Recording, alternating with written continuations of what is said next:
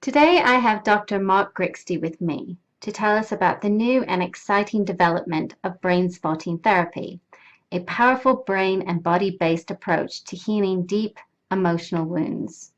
Hi Mark, so I've heard a lot of fascinating things about brainspotting. Could you tell us more? Yes, thank you. It's an exciting time with recent developments in the understanding of the relationship between attachment, neurobiology, and trauma.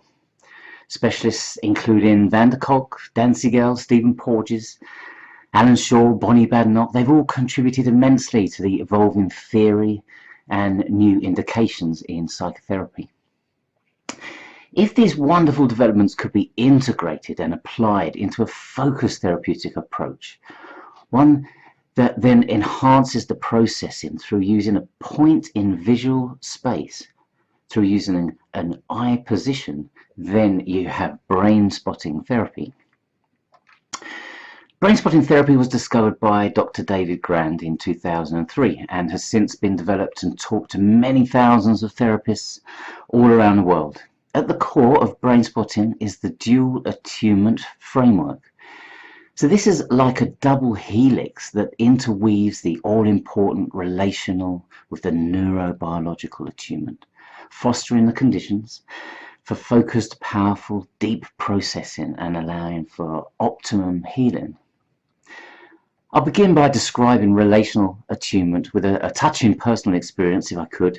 So quite a few years ago now, my baby son was born. And just a few minutes later, I held him in my arms and looked him straight into his eyes. I felt an overwhelming impulse to poke out my tongue at him, and to my amazement, he stuck out his tongue right back at me. I was totally amazed, but I now understand that what happened that day was the first moment of pure neurophysiological relational attunement, a deep, implicit right brain to right brain intersubjective exchange in the affect resonance.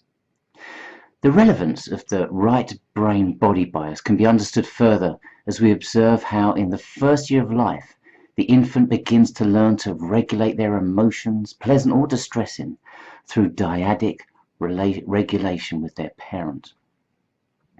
In attunement, the caregiver and infant spend long periods of time with eyes locked in a non-verbal communication, prosodic vocalizations, shared body gestures, as together they experience body-based states of internal autonomic arousal, if you will.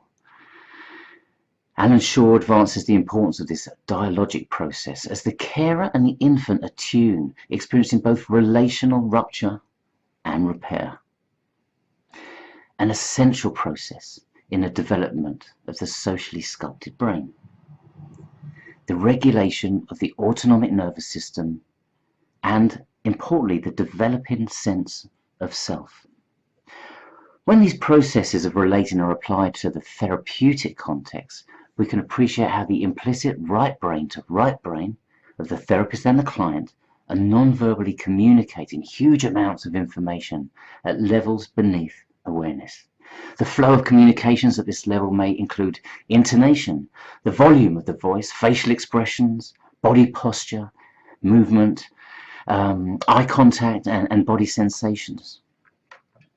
So in brain spotting, these essential developmental considerations are all highly significant as the person-to-person attunement is starkly different from other ways of attending to a client at both the explicit and implicit levels, as the therapist tracks the client's experience attending to the verbal, somatic, and unconscious interpersonal interactions. The embodied brain-spotting therapist seeks to match the rhythmic crescendos and decrescendos of the client's regulated and dysregulated autonomic nervous system.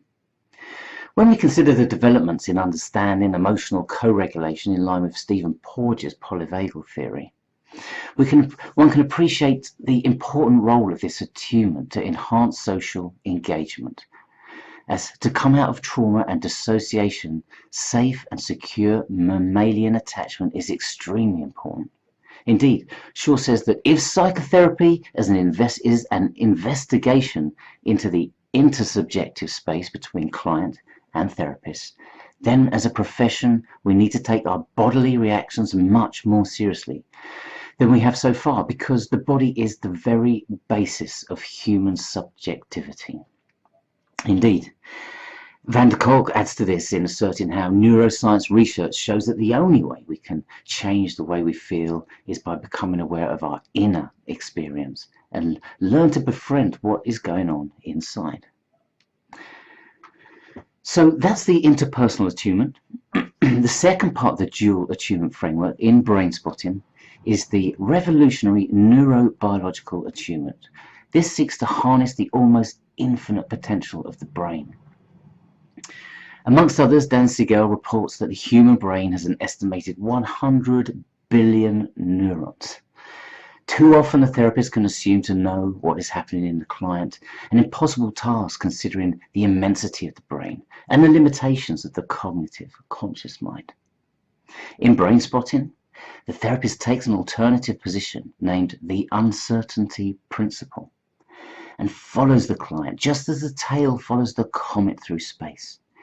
This removes unnecessary obstacles so that the human brain can self-scan, self-regulate, and reorganize outside of conscious awareness with optimum efficiency. Now, here's the really revolutionary part.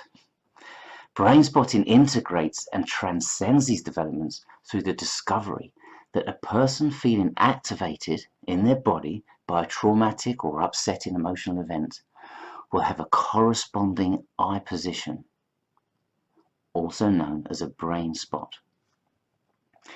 The brain spot is located by finding an eye position with the assistance of the therapist in a careful and attuned way. There are numerous ways for the therapist and client to collaboratively locate and hold the brain spot, and often a simple, extendable pointer can be used for this purpose. The therapist might typically slowly move the pointer across the client's visual field, using verbal and somatic or body feedback to determine the eye position that best accesses the brain spot. Then, with a natural but fixed gaze, the client can continue to look at this point in space, allowing emotional activation to be processed right down to completion.